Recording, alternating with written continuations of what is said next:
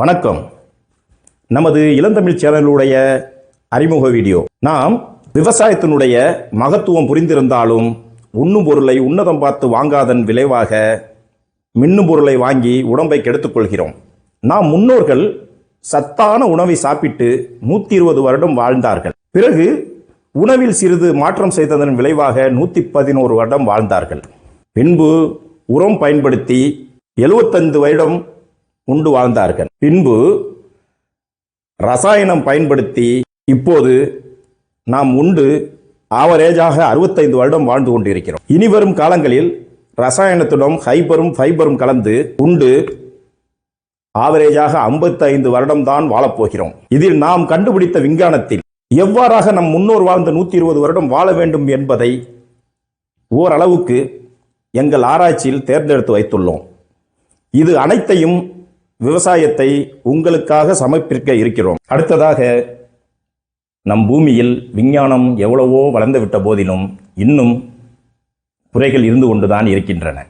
குறிப்பாக மருத்துவத்தில் எமது கண்டுபிடிப்பு, மின்சாரத்தில் எமது கண்டுபிடிப்பு, வாகனத்தில் எமது கண்டுபிடிப்பு, இவை அனைத்தையும் எங்கள் சார்பாக உங்களுக்கு சமர்ப்பிக்க இருக்கிறோம். ஆகவே தவறாமல் கண்டுகளிக்க வேண்டும். அடுத்தது இன்ஜினியரிங் சொல்லுவாங்கல்ல, கட்டிடக்கலை அமைப்பு. எவ்வளவோ கட்டிடக்கலைகள் நாகரிகமான எல்லாம் வளர்ந்து விட்ட போதிலும் சிறு சிறு குறைகள் ஆங்காங்கே கண்ணுக்கு தெரிந்த வண்ணம் உள்ளது. நகரங்கள், மாநகரங்கள், இங்கெல்லாம் கட்டிடங்களை பைப்லைன் இதுகளெல்லாம் எவ்வாறு ஒழுங்கு பண்ணால் நன்றாக இருக்கும், நமது சேனல் சார்பாக உங்களுக்கு சமர்ப்பிக்க இருக்கிறோம். அடுத்தது வியாபாரம். முக்கியமாக பல இடத்துல பல பேர் தரமற்ற பொருளை வாங்கி ஏமாந்துடுறாங்க. அதாவது தரமான பொருளை எவ்வாறு வாங்கிறது, தரமான பொருளை வாங்கி எவ்வாறு வியாபாரம் பண்ணுறது, நம் தேவைக்கு வாங்கிறது, நம் வியாபாரத்துக்கு எவ்வாறாக விற்பது என்பதை பற்றி தெளிவாக சொல்கிறதுக்கு இருக்கோம். நீங்கள் அதனால் மறந்து விடாமல் நம்ம சேனலில் இதை எல்லாத்தையும் நீங்கள் ஒன்று விடாமல் கவனமாக பாருங்கள்.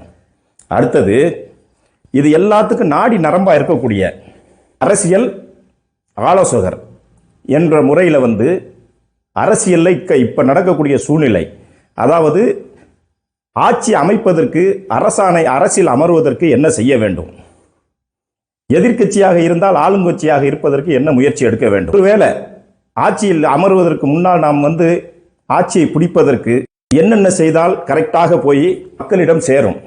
நாம் சொல்வது என்னமோ டுபாக்கூர் தான். இருந்தாலும் நமது சேனலில் அரசியல் சம்பந்தமாக சில அனாலிசிஸ் அதை உங்கள் மத்தியில் சமர்ப்பிக்க இருக்கிறோம். ஏனென்றால் இது நாளுக்கும் முக்கிய தேவை. அரசியல் கட்டமைப்பும் அரசும் இணைந்தால் மட்டுமே அனைத்தும் நடக்கும். இல்லாத பட்சத்தில் இது எதுவும் நடக்காது. ஆகவே அரசியலை பற்றியும் இங்கே நாங்கள் தெரிவிக்க கடமைப்பட்டுள்ளோம்.